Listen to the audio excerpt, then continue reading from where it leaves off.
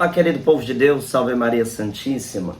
Deus abençoe cada um de vocês que estão me acompanhando aqui na evangelização. Meus irmãos, eu tenho dito muitas e muitas vezes aqui no meu canal que uma das características principais das seitas e dos adeptos das seitas é uma linguagem ameaçadora. Isso mesmo que você está ouvindo. Uma linguagem ameaçadora. E essa linguagem ameaçadora, ela é bastante ofensiva,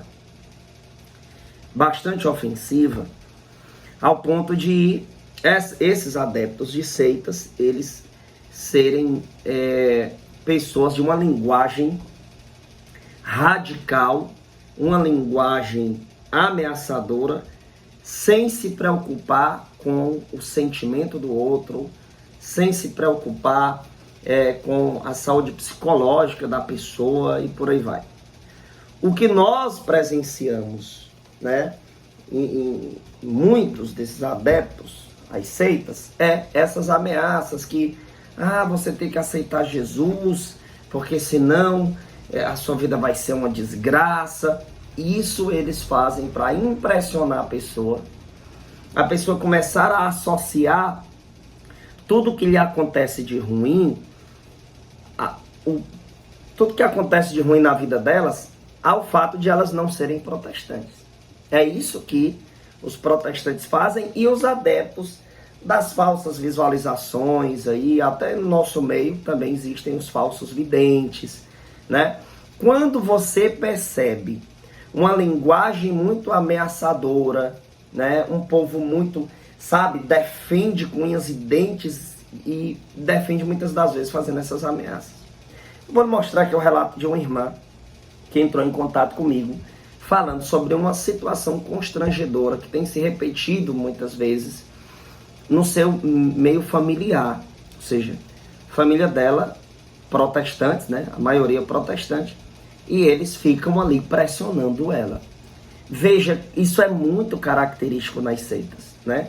A ameaça. Olha, isso aí está acontecendo com você por causa de que você não aceitou Jesus, ou os adeptos a muitas das visualizações, visões e revelações privadas que acontecem, eles têm esse comportamento também, um comportamento ameaçador.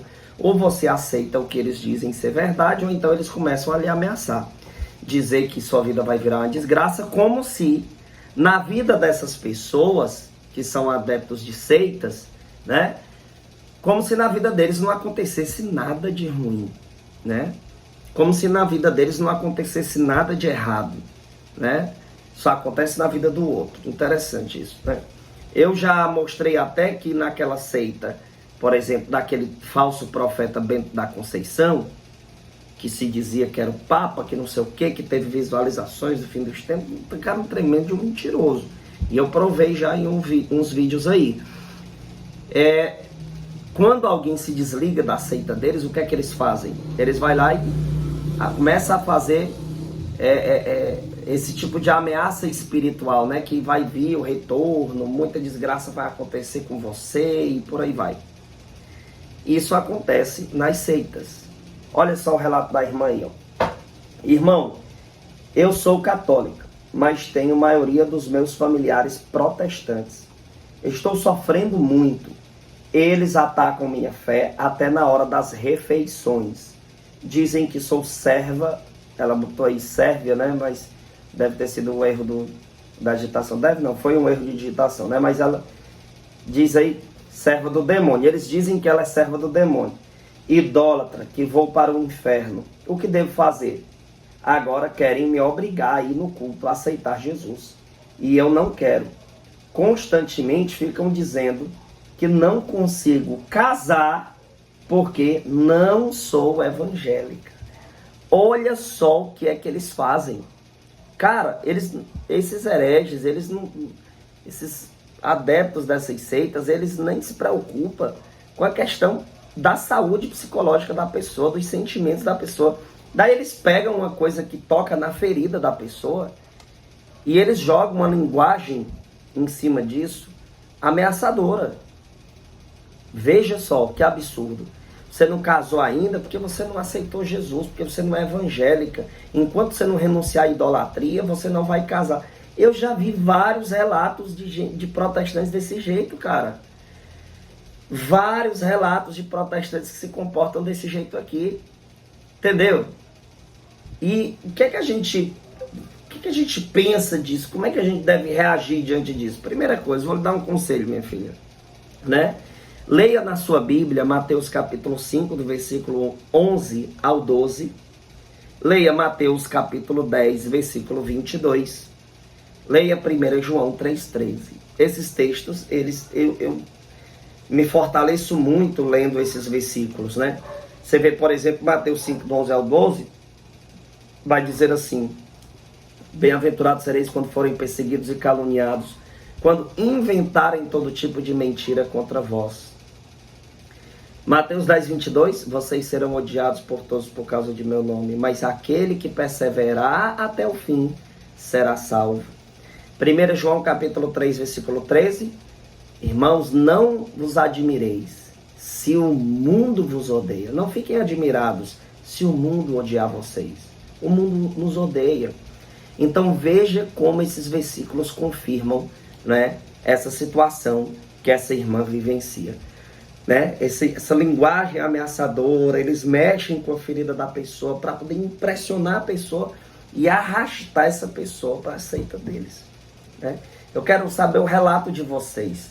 Relata aqui nos comentários, né? Você já passou por uma situação semelhante a essa? Mas veja só que o que o Catecismo da Igreja Católica vai nos dizer. Veja só, no número 160 do Catecismo da Igreja Católica, vai dizer assim: para que o ato de fé seja humano, o homem deve responder a Deus, crendo por livre vontade, por conseguinte. Ninguém deve ser forçado contra a sua vontade a abraçar a fé, pois o ato de fé é, por sua natureza, voluntário. Deus, de fato, chama os homens para servi-lo em espírito e verdade. Com isso, os homens são obrigados, olha só, com isso, os homens são obrigados em consciência, mas não são forçados. Foi o que se patenteou em grau máximo em Jesus Cristo. Com efeito, Cristo convidou a fé e a conversão, mas de modo algum coagiu. Deu testemunho da verdade, mas não quis impô-la pela força aos que ela resistiam. Seu reino se estende graças ao amor com que Cristo, exaltado na cruz, atrai a si os homens. Ou seja, nem Jesus Cristo quis forçar a pessoa a ter fé, a acreditar, a vivenciar a fé. Veja só, o que é que essas pessoas fazem, querendo fazer essas ameaças, essas pressões. E eu digo a vocês, católicos, fiquem ligados. Cuidado com quem tem essas linguagens ameaçadoras, essas linguagens que transmitem um tipo de ameaça espiritual. Cuidado, isso acontece no meio católico também, viu? Não é só nas seitas protestantes. No caso dela aqui, ela mencionou protestantes, mas acontece no meio católico também. Entenderam? Então que nós possamos ter muito cuidado. E, diante disso, como reagir? Viver a fé. Viva mesmo que incomode o mundo, mesmo que o mundo fique com ódio de você, seja perseguido, seja perseguida. E nunca negue sua fé.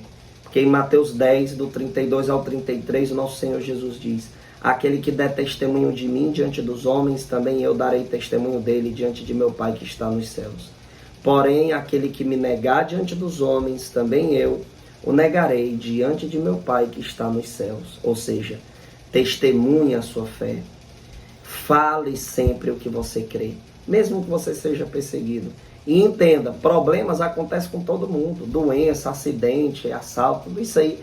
Essas coisas que acontecem na nossa vida, né? Não é porque você tem que aceitar Jesus como se todos os seus problemas fossem resolvidos, né? Como se você nunca mais fosse ter dor de cabeça com nada.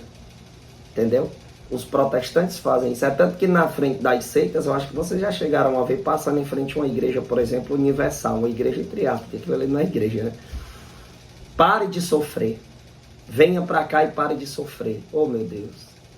Que propaganda enganosa, mentirosa essa, não é? Enquanto que nosso Senhor Jesus diz, pega a tua cruz e me segue, né? Santa Gema Galgani dizia, se soubéssemos o valor do sofrimento, rezaríamos pedindo para sofrer mais. Ou seja, ela diz que os santos amam o sofrimento porque no sofrimento os santos eles crescem mais espiritualmente. Quem quer ser de Deus vai ter que passar por sofrimentos. Então, meu irmão, minha irmã, coragem, né? E digo para essa irmã, deixe a perseguição acontecer, dê testemunho, viva a santidade, fale a verdade quando for preciso, mas também quando for perda de tempo, você sabe que não vai adiantar de nada falar nada, só se comporta em Deus. Não se abala com isso. E se chegar a se abalar, reza, pede a graça ao Senhor. Saiba que uma árvore que dá frutos, ela recebe pedradas.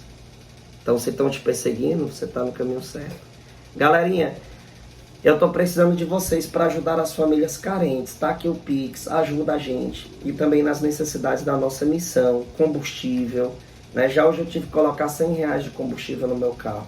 Então, ó, esse carro a gente usa nas missões. É lógico que uma outra coisa da minha vida pessoal também uso. Mas é principalmente para a missão. Então, tem questão de combustível, manutenção, tem as cestas básicas que a gente entrega. São mais de 40 famílias que a gente atende, não é fácil. Então eu peço a você, ajuda com R$1, R$2, seja lá qual for o valor. Fica com vergonha de colocar pouco não. Tem gente que coloca 50 centavos lá no Pix. O que é que tem? Tudo faz a diferença, gente. Tudo faz diferença, tá bom?